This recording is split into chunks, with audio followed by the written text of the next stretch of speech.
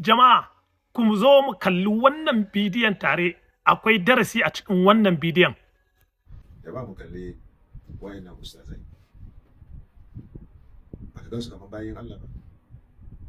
Suke ba da sallar masallatai, suke yawo suna wa'azi. Amma abin mamaki, suka hada kai su bakwai. Suka je suka kidnap wata mata a Uganda. Matan ana ce mata Susan. Wanda ita accountant ce babba a wata ma'aikata. Suka kama ta, sai suka kira mutanenta, wai a zo musu da $1 million ko su kashe ta. Aka so mu bubbugawa ba ku ne. Da suka ga an yi jinkiri, sai suka yanka yasosinta guda biyu. Suka tura wa mutanenta, suka ce to, in an kara wani jinkiri, to za a doki gawanta ne. Aka bubbuga, aka samu $200,000 aka aiko musu. Ya ku bayin Allah.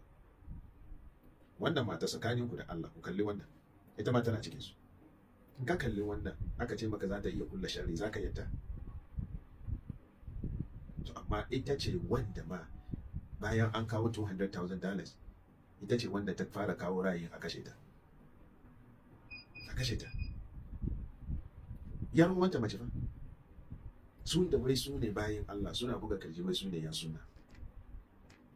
Amma ku kalli abin da suka yi. Ya kai bawon Allah dan sunna, ka yi hakuri. Ba wai ina kushe sunnanci ko sunnawa bane, amma ina fari abin da suka faɗa ne. Kowace akida ana samun na banza ciki, sai kada ka bar ya dame ka. Amma da wanda suke yin kenan wai soyayya sunna. Ku saurari maganar da ita matan take. But as alternative, Kubanga, our security was being compromised. Okay. And according to the Quran, we can take her life. So the Quran allows taking It someone's does. life. It does. Okay. Quran ikiriza nitokeza Quran. Wena wajukira wonna nti Quran wakiriza kujobula womuntu. Chezo chembagandi, that is the statement I've just made to you. Nti wabanga scripture fetu. Babitegeera bo bajja kubitira bidyo. Tegeza mwaki kwa muntu ukiza Quran kyegamba.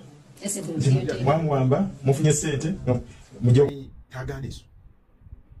Ai dole ne su kashe ta. Sai aka ce ku da kuka ce ko musulmi? Sai ta ce wai yana cikin alkur'ani. Wai su kudin suna son su karbi wannan kudin da su taimaka wa musulunci.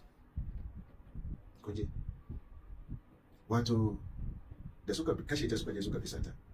Daga baya cikin bincike aka kama su daya bayan daya, an kama daya shi ya nuna wanda aka nuna har aka samu su bakwai duka, aka samu mace kuma. Yasa shekaran jiya an sa su uku, guda biyu da suka kashe ta da mace, su ma an ce an musu an sa su abin da aje a kashe su kuma a hanga su. Amma guda biyar wato su sun taimaka amma ba su yarda a kashe ta ba, so kuma lokacin da za a kashe ta ba sa nan. Yasa su an sa musu an daure su wato rai da rai.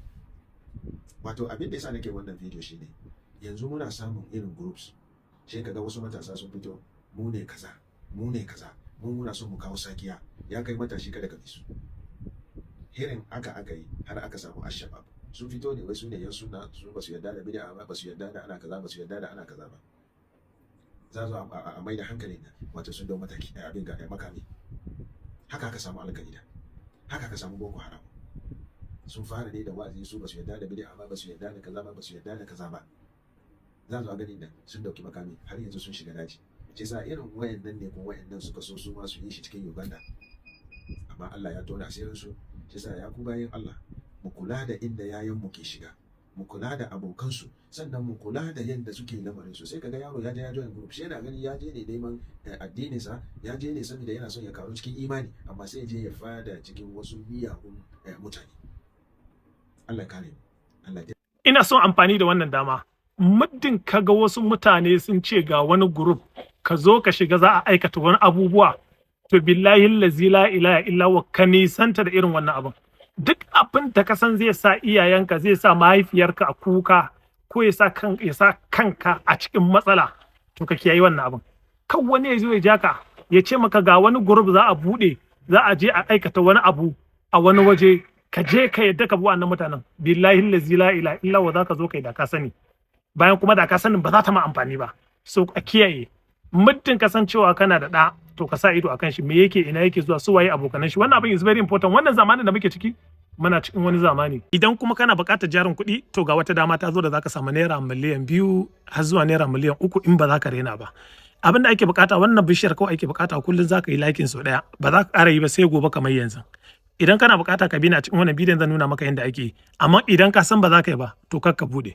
domin kar ka zo baka samu kuɗi ba ka zo ka zage ni ka ce ni makareci ne, domin zai iya yiwuwa mutanenmu na san halin mutanenmu in ka kawo abin da mutum zai samu alkhairi in ka ce ga yanda zai yi ba zai yi ba, zai yi rijista kawai ba zai danna abin da ka ce ba, so ba zai yi ba. Kamar yadda ka san cewa ba zai taɓa yiwuwa ka buɗe account a Facebook ka zo baka sa ko sisi ba kuma wata rana ka je banki ka ce ka je cire kuɗi, kaga ba zai yiwu ba. So haka ma haka, so wannan coins ne zaka tara in kana danna kullun yanda kaga WhatsApp haka yake ana yin chatting, amma kuma shi bambancin shi da WhatsApp ba a tara coins kuma ba a samun kuɗi kuma ba ya kan blockchain technology, amma shi wannan Beritat network yana kan blockchain technology, ana tara coins. Wannan coins din da zaka tara zan nuna maka yadda zaka maida shi zuwa dala, daga dala ya koma zuwa naira ko sefa. Idan kana bukata ko kina bukata ke kallo na bidiyon tun daga farko har ƙarshe, amma ki tabbatar da kin yi liking, kin yi sharing, kuma kin danna kin yi following din account ɗina.